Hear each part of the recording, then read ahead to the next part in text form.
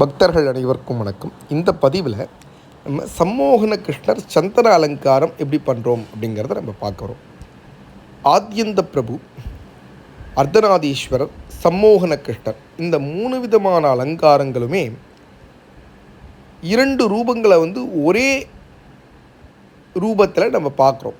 அதாவது ஆத்யந்த பிரபு அப்படின்னா பாதி கணபதியும் பாதி ஹனுமாரும் இருக்கிற மாதிரி நம்ம அலங்காரம் பண்ணுறோம்.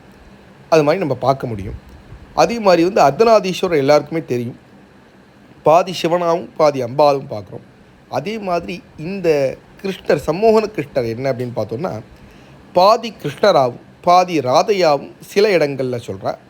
ஆனால் பாதி கிருஷ்ணராகவும் பாதி அம்பாள் ஸ்வரூபமாகவும் சில இடத்துல சொல்கிறார்.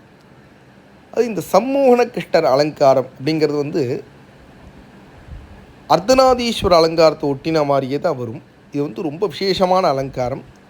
இந்த மாதிரி அலங்காரத்தை நம்ம தரிசனம் பண்ணும்போது மிக மேலான பலன்கள் கிடைக்கும் அப்படின்னு சொல்கிறார்.